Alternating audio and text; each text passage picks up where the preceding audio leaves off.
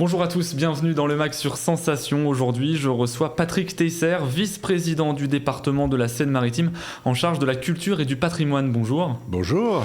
Du 30 septembre au 8 octobre se tiendra le festival littéraire du département intitulé Terre de Parole, un festival qui accueillera pendant 9 jours donc des auteurs, des autrices, des comédiens, des comédiennes, mais aussi plein d'autres artistes. Pour commencer cette émission, est-ce que vous pouvez nous présenter ce festival ? Mais ce festival ne date pas d'aujourd'hui au département de la Seine-Maritime. Terre de Parole a été issu d'après Octobre en Normandie et c'est vraiment le festival phare du département. Festival littéraire qui a pour but d'apporter la lecture, la culture auprès de nos Séno-marins. Mais pourquoi ? Parce que la lecture publique est une compétence obligatoire du département. Et donc, derrière ça, il est normal d'irriguer le département de spectacles, de rencontres, de conférences, plein de choses qui est autour du livre, des auteurs, des autrices, dans notre département. C'est un festival qui rencontre chaque année de plus en plus de monde.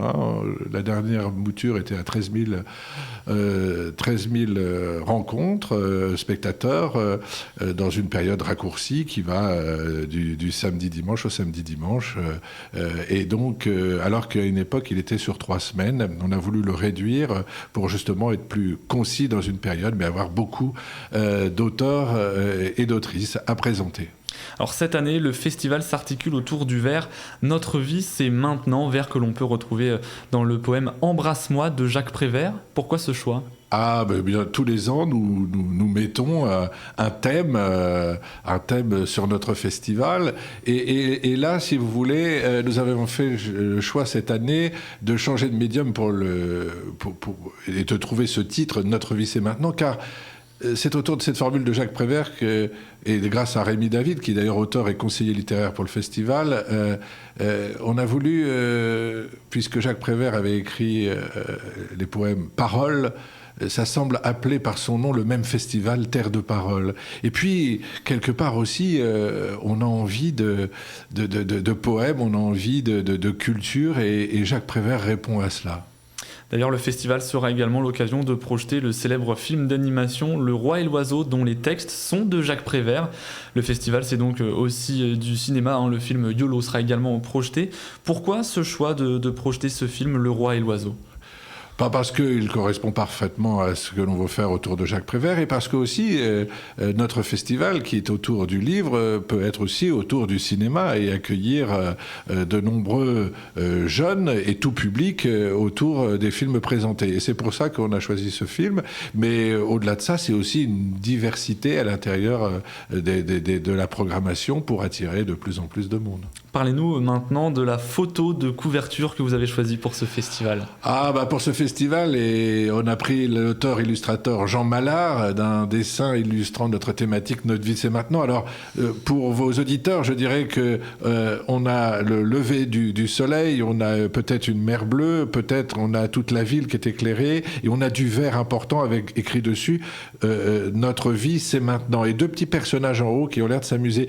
Alors, si vous voulez, au premier abord, pour les anciens qui ont connu Antenne 2, dont je fais partie, nous avions Folon qui faisait ce genre de personnage, mais on peut y retrouver un lien, mais en tout cas c'est une affiche plein d'espoir, de couleurs, et ça fait du bien en la regardant, et on a certainement envie de participer au festival. Et pour les auditeurs qui retrouvent donc cette émission sur notre chaîne YouTube, est-ce qu'on peut montrer cette photo de couverture ? Bien sûr. Alors, le festival proprement dit débutera le 30 septembre, mais en amont de l'édition, des événements sont organisés tout au long du mois de septembre pour donner un avant-goût de la programmation. Il s'agit d'événements itinérants. Est-ce que vous pouvez nous en dire un peu plus ? Alors, il y a plein de choses qui vous est proposé en matière d'itinérance et en matière de littérature. Donc, vous avez le village littéraire, vous avez des rencontres avec des auteurs, vous avez, on l'a dit, des rencontres en salle, vous avez des lieux prestigieux où vont avoir lieu des spectacles. Je parle au théâtre de Duclerc, à la Rotonde à Faux-Vilanco, au Rive Gauche, au théâtre du Château 2, à Dieppe, au Rayon Vert. Vous avez donc du cinéma, on l'a dit, mais vous avez aussi des conférences, vous avez aussi, et on en parlera j'espère, le prix des lecteurs. Enfin bref, vous avez un ensemble de propositions qui, durant cette période bien précise, va vous apporter de la joie, de la bonne humeur et aussi la découverte de romans qui vont vous donner envie de lire, notamment par les auteurs ou autrices qui seront présents pour vous les présenter. Et on va parler du prix des lectrices et lecteurs dans un instant. Avant, vous avez évoqué le village littéraire. Sur 2 jours, vous recevrez effectivement des écrivains, dont le dernier prix Nobel de la littérature, Annie Ernaux.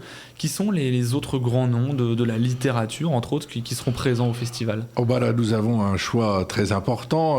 Notre vie, c'est maintenant des rencontres lecture d'Annie Laferrière et Mohamed M. Bougarsar. Nous avons Michel Perrault, nous avons Ladis Salver, je vous l'avais dit, Annie Ernaux. Nous avons aussi des cartes blanches, une carte blanche à Lola Lafont.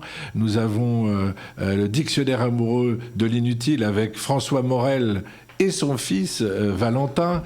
Nous aurons Fanny Ardant et Delaya Men qui seront présents.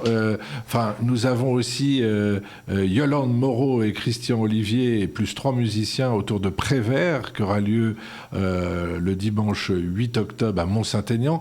Nous avons d'autres noms encore mais que je garderai secret pour le début du festival. Et garder l'effet de surprise. Alors vous l'avez dit, des comédiens seront aussi présents tout au long du festival.